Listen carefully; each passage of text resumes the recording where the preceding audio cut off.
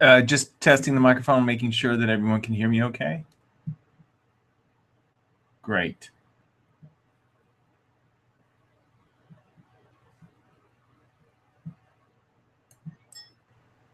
Okay, great.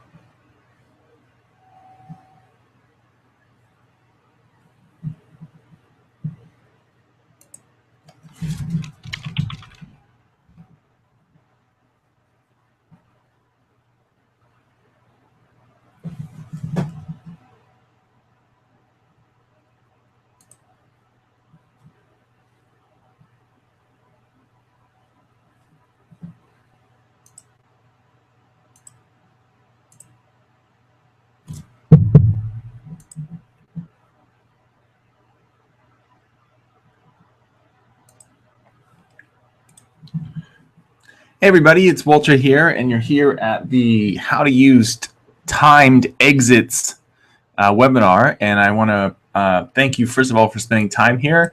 And if you are here at the recording, welcome as well. What I want to do today is quickly go over, hey, James, welcome. Tony is here as well. Manuel, welcome. Susan and David K. Hey, David. Mario is here. Kyle, welcome Kyle, and Bruce, and Barry, welcome Barry. Charles is here. David and Gary, welcome guys. So and to the rest of you that are watching the recording, and yep, I see Stephen K is here. Welcome. Thanks so much for your time. And I decided to use a different software just to test it out today. And I know there have been a lot of bugs, so we may not be using it in the near future, and I apologize in advance for some of the issues that have gone through with your registration and things like that. Doesn't look like they've quite, worked out the kinks on this, so we may not use it. We may also try it in the future, but I'm not sure if this is the right way to go. So I just wanted to thank you for your patience, because I know for some of you it was a bit of a rough start. So. But we're here, so let's talk about timed exits. Now, the way that I came to really consider timed exits, I mean, they've always sort of been, I guess you could call a strategy for getting out of a trade, because if a trade doesn't really go in your direction and it just kind of sits there, a lot of traders, like probably you and me, will strongly consider just dumping it and getting out. But it wasn't until I met and I was working for an individual a really interesting guy actually. He essentially was looking for an assistant, or a generalist. And the reason why, and at the time, all I was really doing was just reading trading books. I didn't have anything to do. And so I went and interviewed with this guy, and he lived in a massive mansion. And what was interesting was he was very diverse in his interests. He had a few businesses. He was very entrepreneurial. And one of the things that he did was he traded. Now, admittedly, he traded stocks, but we got deep into that discussion. And what I found was that he strongly believed in timed exits. And so it wasn't until I met him and started working with him that I decided to kind of test this and get deep into it. And I know that for some people, timed exits is something that, you haven't really thought about in terms of a formalized, I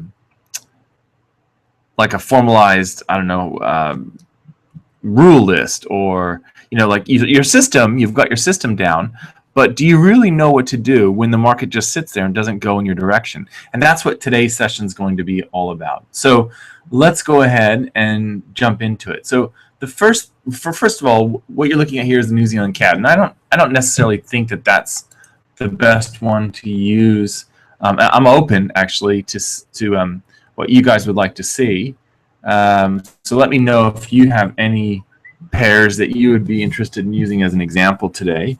I don't, like I said, I'm not necessarily married to any of these, so it's okay. To me, if we use your example, that's fine. Euro, pound, Aussie, Euro, pound, Aussie yen. We need 2 votes for 1. CAD, Euro, pound. Okay, Euro, pound it is then. All right, let's take a look at this and see what we have. So the Euro, pound. All right. So let me get into what I really want to do is cover 3 basic ideas when you're using timed exits. So let's say that we were in a trade on the Euro, pound, but let's go down to the 4-hour and see if we can get a better looking chart for this. All right, here we go. This looks a little bit more. All right, let's use this one. This is good. All right, so let's say that we're interested in taking a trade on the Euro, pound, pseudo kangaroo tail, which is what this is right here. Now, I don't necessarily think this is a good trade, and I know we have the benefit of hindsight, of course, but I'm not sure that this is the best way to go about it, and the reason, or the best trade setup. And the reason I say that is because we actually have, as you can see here, we actually have a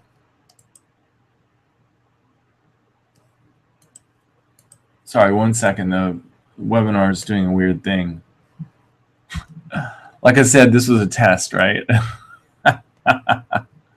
All right, here we go. So the issue with this one to me is that it doesn't. Ideally, this tail would be a little bit lower than this swing low, and what you see is it's not. It's kind of so it's a pseudo kangaroo tail because the open and the close are not inside the previous candle's range. So just for a quick refresher, if you're not aware of, so pseudo kangaroo tail is essentially a almost kangaroo tail. It fits all of the criteria of a kangaroo tail except for the open and the close are not inside the previous candle's range. Now, normally what you would want to see with a pseudo kangaroo tail is you'd want to see the reason why it was unable to make the strict kangaroo tail's characteristics was because the previous candle was so tiny. So generally that's what happens. So here you have a kangaroo tail that fits the criteria, but if it's a really tiny candle like this little sucker right here, let me show you. If it's looking like that, then there's a fair chance that you might get a pseudo kangaroo tail after because it's just such a restricted area. So this one doesn't have that problem because you actually have a larger than average candle prior to your pseudo kangaroo tail. The real issue with this one to me is that you might make an argument that it didn't quite test the level as much as we would like. In other words, we'd like to see the tail hang a little bit lower so that we could extend a bit of that tail beyond the prior swing low.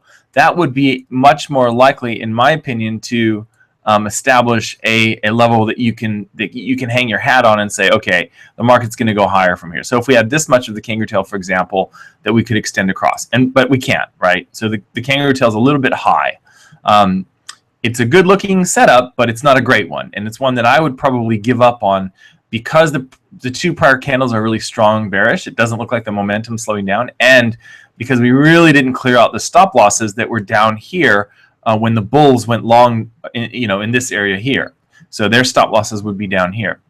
So having said that, let's see what happens. Clearly what happens on the next candle is you see the market prints an inside candle and doesn't take out the high. All right, so that's number 1. Then number 2 candle happens and we're going even lower. Okay, so at this stage, we're not in the trade. But let's say that we are waiting the full 16 hours and then boom, we get triggered on this candle right here. We take out the high of our pseudo kangaroo tail and we're in. Now I'm assuming, of course, that you're not going to take any sort of retracement entry on this trade. I know some people would be hot keen to take a retracement on a candle that's this long for a 4-hour candle. And you remember the euro pound generally has a restricted range. It's not like the pound yen or the pound Aussie, or even the pound. It's generally a tighter range than what you see on other pairs. As you can see here, there's essentially 200 pips from here, this part of the chart, all the way up to here, right? So it's, that's not a lot of, that's a pretty restricted range when you're looking at 200 pips from here to here, especially on a 4-hour chart. So let's keep going and see what happens. All right, so now we're sitting on top of this, I wouldn't really call it a bullish candle, but it is a strong candle up. Closed a little bit lower than I would have liked to have seen for a bullish candle, and then it comes back down. Okay, now it's sitting there, and it's still sitting there. So at this stage, you have to ask yourself this question, and this is what I like to do when I'm considering taking or using these time to exit strategies. Is the first thing I ask myself is, is it time to get out of this because of the pattern that's happening? So it's not really, so there's a couple ways to do this. Number one is you can say, all right, if it doesn't go after 5 candles, I'm out, right? You can just set a line in the sand like that. And for those of you that need hard, fast rules, back test that and figure it out. Is it 5? Is it 6? Is it 7? What is it? What's that number that you say, look, most of the trades will go in 5 or 6 candles. And if they don't, it's time for me to just pull the plug on this. If I'm not stopped out, let's just get out, right? Now, technically, the market hasn't really closed below this zone that I have drawn at 72.34. So technically, it's still on top of it, just as it was when it triggered the pseudo kangaroo tail, right? So what has it really done? Well, the answer is nothing. It hasn't done anything. So the first way to deal with a trade that's just blah is, number one, is have a hard number of candles. So whatever that is, if it's 5, if it's 8, whatever it is, you have a hard number of candles that after that number, and if the market's not going anywhere, you get out, whether it's a small loss or a small win, it's just over. And, the logic behind this is quite simple. Generally speaking, when you're looking at price action, and if you think of looking at price action as looking at, let's just simplify it and say looking at the line chart. If you think of it, it kind of makes sense that if we're looking at the line chart, which is basically the one moving average on the closing price, right? It's a closing price moving average on the time period of 1. That's what this chart is, right? And you're using these patterns on the line chart to establish your trades, which is, the close is very important when we're looking at naked patterns. Then perhaps you could make the argument that these patterns that you see are only good for the near future, because after the pattern forms and the near future is over, and that near future can be defined by 5, 6, 7, 8 candles, whatever it is, 10 candles. Now you're into a different pattern, right? So let me state that another way, because that might be a little bit confusing when I say it that way. But another way of saying it is, price action patterns, your naked Forex patterns, expire. And so if you get a really clear, clever pattern and you want to hang your hat on it, and yet the market doesn't go in your direction, perhaps, just perhaps, it's time to give up on that pattern and ask yourself this next question, which is, what sort of pattern are we seeing unfold now? Now, I know that can be somewhat difficult when you're in a trade because you have this bias. Often we call it confirmation bias in psychology, which is simple. It's a simple idea with a funny name, but essentially it's this idea that when we have a theory or a hypothesis about something, we only attend to information that confirms that hypothesis. So it's something we have to watch out for as a trader, and why it's so lovely being flat in the market, because if you're flat, you are more likely to look at it with an open opinion, and you're open to exactly what's happening in the market, what you see on the chart rather than what you think. And I know that's difficult even if you are flat, because sometimes, like, for example, I'm very bearish Aussie dollar. So even if I look at an Aussie dollar chart and it looks like the market's going up, I still might have a bearish bias, and I do. I'm aware of that. And so it might be difficult for me to look at this Aussie dollar chart and say, you know what, I want to go long the Aussie dollar here because it's broken out of this zone right here, right? Maybe we get an Acapulco trade here, and the market gives us a little tiny candle today, and then would I go long and target 78.80? It might be difficult for me to do that because of my bias. So we just want to be aware of what our bias is. All right, let's go back to the 4-hour euro pound. So in this instance, we've said, look, I've been in the trade for 1, 2, 3, 4, 5 candles. I'll just wait 7 candles to see what happens. 6, 7. Well, it looks like it stopped me out at number 7, so it's all over anyway because my stop loss would have been down here, and it's over. So perhaps if I had my thing set at 5 or 6 candles, my hard number of candles, that if the market doesn't go in my direction after 5, 6 candles, I'm out, I would have saved myself a bit of grief on this setup. So that's one way of doing it, which is just a hard number of candles. And my suggestion is that what you do is you test this and find out what that sweet spot number is. You might find that it's 5. Most people are going to find that it's 10 or less. Most people are probably not going to say, okay, after 23 candles, I'm going to dump the trade. Because in most instances, if the market's not going anywhere in 23 candles, it's probably come pretty close to your stop, and you're in a consolidation range, and that's kind of what I want to stay away from. My enemy in trading is consolidation. Reversal setups are great. Trend continuation setups are great, but consolidation and just drifting around is awful from my style of trading, and I'm aware of that. So I want to steer clear of those. So let's get into the number 2 thing, which is watch the pattern, not just the number of candles. So in the simplest version of this is you have a set number of candles and you're out if the market doesn't go. But the second way to do this is actually watch the pattern, not the number of candles, right? Now, why would you want to watch the pattern and not the number? Well, again, what we're trying to do here is be open to what's possible.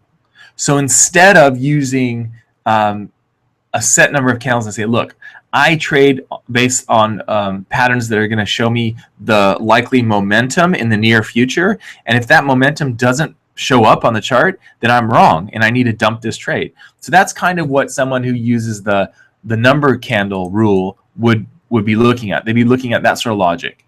Whereas if somebody has instead this idea of, well, I'm in the trade, I think it's going to do this, but I'm going to watch the pattern and see if it's giving me anything else.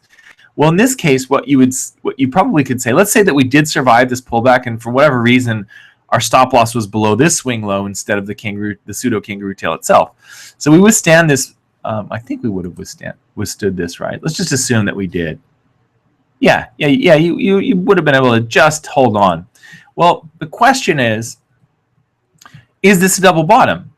Well, the line charts could be our friend here, and it looks like it could have been a double bottom maybe if we looked at it here. But now that we see this part and it's gone back down, you could argue that no, it's not really showing double bottom anymore, but rather it's showing possible consolidation, especially when you see another pregnant candle inside of, when I say pregnant, I mean it's inside of this candle right here. And then you see this, it's like, okay, now what is the pattern telling me? Well, this is the first candle, and this is a significant candle, that's closed below my zone since this one back here. And when it closed below that back here, it snapped right back up the very next day. So this is the first candle that actually is closed below the zone. All the other ones here have tested it, but this one's closed below it. So in this instance, I would be very concerned that we're going to see the market fall here. And then boom, we come right back above there. So maybe we are going to go long here. Maybe it is going to sit here. Okay, if we clear out these highs here, let's go long. No. Now you get your big bearish candle. It engulfs the last 2 candles. And again, we're basically closing right on the zone. I don't like to make a fine distinction with these things, but this one is, if it hasn't closed below it, it's either right above it or right on it. And then boom, we see it go. So one of the naked principles that I like to follow is multiple touches in quick succession equals breakout. You probably heard me say that before. So what we're talking about here, right, is the likelihood that the market's going to bust through, right? That's the likelihood. And the question that you have is that really the case here? Has it really broken through? Well, it looked like it might have here, and then it looked like it might have here, but clearly when this one happens, it did break through. So by watching the pattern, I'm aware of the fact that, look, this, and it's a little bit late because if my stop loss is down here, I'm stopped out. But the question you have to keep asking yourself is, would I, if I were a trader who is looking instead to go long like I did, instead to go short, would I have taken a short here, right? So you want to flip it around and see the market from the other market participants that you're trading against, the ones that you're basically trying to take their money, right? So what would they be thinking if they're looking at going short? What's the evidence for them, right? And that's the question to ask yourself when you're watching the pattern. It's, what do other people think in this instance?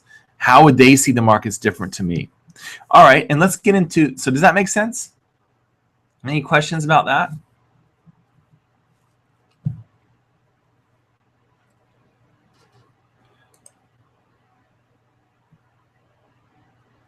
Okay, cool. How do you know if it's going to? All right, good question. So Jason's asking, how do you know if it's going to break through a zone or if it's going to bounce off of it? You don't know, right? But what you do know is that if you have guiding principles, you can ask yourself, is the market fitting these principles? So one of my principles is a bounce on a zone should happen rather quickly, like this one did. Look how fast the market hit the zone and moved away from it. Within 4 candles, it had made a really sharp bounce from this touch here all the way up to this close up here. That's pretty good. And then you get another pullback, and then it keeps going. Well, and compare that to this one. If this is really going to be a reversal trade, which is what I'm saying it's going to be based on this pseudo kangaroo tail, then it really should touch it and move away. At the very least, it should touch it, move away, double bottom, and then go, right? And if it doesn't fit that pattern of a potential double bottom, then it's time to start thinking, all right, we're looking at a breakthrough here. It's going to break through this zone and not respect it. So that's one thing that you might look at as a trader, which is, okay, is it really doing what I expect it to do? So with a reversal trade, things that I'm looking at with reversals, Jason, is I'm looking at things like, all right, is it quickly and efficiently pushing off of the zone? Because that's by definition a reversal, right? Or is it sitting there and just sort of languishing on the zone? Because that to me is behaving much more like a breakthrough. To me, this is a breakthrough because it's just sitting, and it finally goes, right? The other thing is on a reversal is you might catch it on the first bounce and then it pulls back and it double bounces. So a double top or a double bottom. Obviously very, very common. I'm aware, in fact, over the last 3 years, basically, I am often so patient with these that I try and get in on the double, on the double top or the double bottom, rather than getting in on the first one. And the first touch might actually be the better signal. But because I know that it's quite likely, not always, but quite likely to come back again, if it's, if it seems like there is still some momentum in the opposite direction, I'll just wait for that second touch and then try and hang my hat on that and get an entry off of that. And also the great advantage of that is you have more market information, right? So if you got in on the first touch, you only know so much about what the market's told you. But on the second touch, the market's actually told you much more here about how it's likely to respect that level. So hopefully that makes sense. But you can come up with your own guiding principles. Now, let's get into the third and final topic here, or rule or guideline that I like to use with timed exits, which is ask yourself this question. Because I strongly believe that you really only have 3 types of markets, okay? And it doesn't matter if you're looking at Apple stock, the S&P 500, or the Euro Aussie. All markets basically have this. There's something going on, and you ask yourself, which phase are we in? Now, what does that mean? Which phase are we in? Well, every market is either in an uptrend. Sorry, I shouldn't say uptrend or downtrend. It's either in a trend, it's in a retracement, or it's in consolidation. And that's it. I would argue that you don't have anything else going on in the markets. So let's tear these apart. Consolidation, the market's going nowhere. Consolidation, you can clearly and easily draw them as a box. Consolidation right here. Market's going nowhere, right? Consolidation right here. Market's going nowhere, right? So when you see those, that's consolidation. Here's even a little mini, well, depends on the time frame. If you looked at this from the 30-minute chart, it would have been consolidation, but I would argue this is something different. Now let's go into the next thing, which is, I'm going to draw an ellipse here. I don't know why I thought that was funny. Just different color. This is what we would say is retracement. The market's going up, it retraces, and then it continues. Here's another one.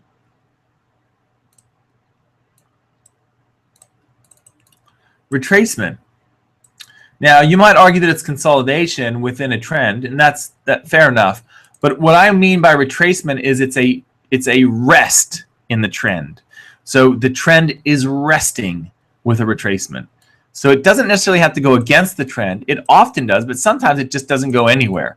So it's like a mini consolidation, but it's clearly bookended by strong trend candles, right?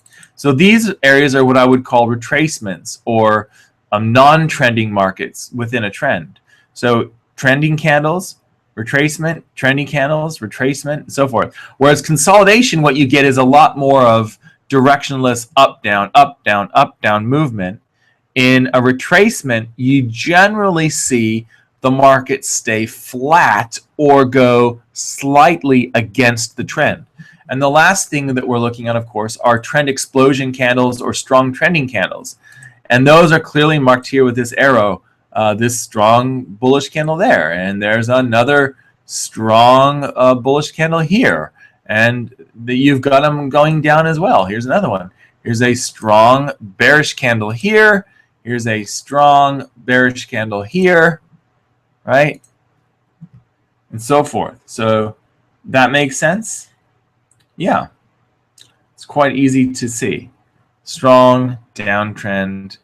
Really strong. Here's another one. Actually, I would argue that the far right candle on this chart is a strong trending candle. When we say which phase are we in, basically we're asking ourselves, are we in? Oops, that didn't quite work. Are we in consolidation, retracement, or trend explosion? And that's basically it. You're in one of those at all times. So here I would say we were in consolidation, and now it looks like we're back into trend explosion. Consolidation here, trend, retracement here, right?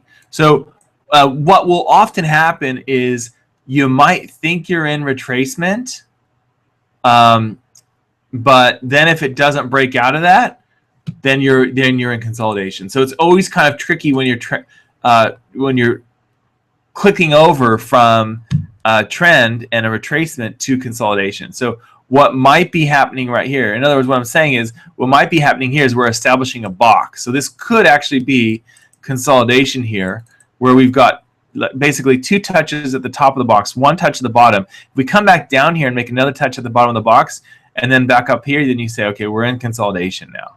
So another way of saying what I just sort of butchered is this idea that every consolidation looks like a retracement in the beginning. So every consolidating market, in the beginning, you think it's probably a retracement, but actually it's the beginnings of a consolidation. And the clue is, do you have multiple touches on both sides of the box. So I have 2 up touches, and I've only got 1 down touch. If I get 1 more down touch, I can now call this consolidation. Does that make sense? Hopefully that's obvious from looking at it. All right, so what if the market breaks out of the box? You think it's consolidation, but it breaks out. Right, good question. So if the market is in what you believe to be a box, right, but it breaks out, I don't necessarily consider that the market's now trending, or like, oh, I don't say that it's moved out of that directionless market unless I can hang my hat on a retouch of the box. In other words, that's where the last kiss comes in, right?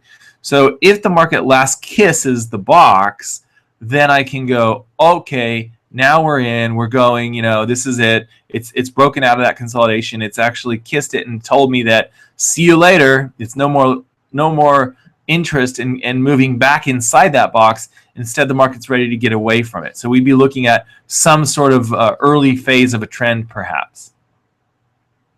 Now, of course, it could just be setting up a larger consolidation box, but for my purposes in the trade, I'm just going to assume that if it last kisses the box, that consolidation is over, and we're going to start moving and grooving and getting on a trend. So hopefully that makes sense. So it's really for me, it really is the last kiss that qualifies the market transition from consolidation to possible trending again, right? And even if you're wrong, like even if the market just explodes out of the box for a little while, there's still usually plenty of movement there to take profit, even if it doesn't go for 900 pips. And I'm looking at the 4-hour chart here. Like, so it breaks out of this box, let's say. Just because it does that and doesn't go for 900 pips doesn't mean I can't, take a chunk of 180 pips or something like that. So it certainly is possible. All right, so in a nutshell, guys, let me just quickly recap for you. That's basically how I like to look at timed exits. One simple way is if you really want to have rules in front of you and just stick to them, you can have a hard number. And I would encourage you to back test that number and figure out, look, 85% of the time, if the market doesn't go after 7 candles, it's not going to go. So I use the 7 candle rule. The other thing you can do is watch the pattern and decide for yourself, are we looking at something different? So I got into the trade back here, but now that I have X number of candles in front of me, is the pattern developing into something else? Was I wrong, or not necessarily wrong, but now with more information, is the market telling me more about where it wants to go? And the final thing is, which phase are we in? What's the market doing? Is it consolidating now? Is it retracing against the trend and gearing up for another explosion in the trend direction? Or are we actually trending and going strong in one direction? And usually if you use those 3 things, you should be able to put yourself in a good position to pull the plug. Now, you're always going to have regrets. You're always going to have situations, well, I could have done this, I could have done that, and instead I made the mistake and did this. But it's not enough. The real difficulty I think that traders have is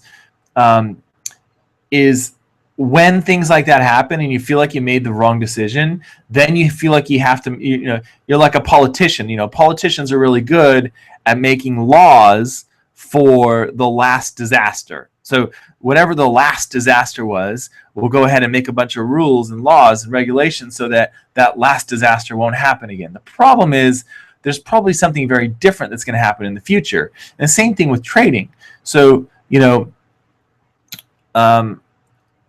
if your last disaster was that you didn't wait long enough for the trade to go in your direction, so then you had a rule that says you're going to wait longer, well, that doesn't necessarily mean that will serve you in most of the situations in the future. It just means that you're sort of bending your rules or adjusting your system to account for, the last result, the last thing that happened, and not the thing that's happening right now for you. So, or what's going to happen next. So it's really a slippery slope when you start designing your system based on the last couple of mistakes that have happened. So that's not even mistakes. I mean, they're learnings, right? So I don't necessarily believe that we should overfit our systems based on what happened recently. So that's my belief anyway. So hopefully that makes sense. Any other questions? I came in late. Can you? Yeah, this is recorded. It'll be posted in the members area, so don't worry about that. I know some of you did pull in late. And like I said, guys, this was just a test this week for this software, and it was a pretty much a failure. So I just wanted to try it out and see how it's going and see if it was something that was worth using. And so I know that a lot of you have had some issues, and I have as well, and I apologize for that. I just wanted to test it out. And I'm always looking at different ways to, use different tools and stuff, and I just thought we could try it out. But so far, it doesn't look so good to me. So we might just have to go try something else or go back to what we've been using for webinars. In fact, we're gonna have another webinar next week, guys. So I'm gonna go through all of your responses and see what you want for the next webinar, and we'll see if we can put together a webinar based on what you're after. Okay. All right, guys. Thanks so much for your time. I wish you very happy trading. This video will probably be up in a few hours, and I'll post a Asian session update as well right now for you in the Daily Trader. I wish you happy trading, and we'll see you soon. Okay? Thanks for your time. Okay. See you. Bye, Gary. Bye, Tony. See you, Susan. Take care, guys. Have a wonderful week. We'll see you soon. Okay? Okay. Bye.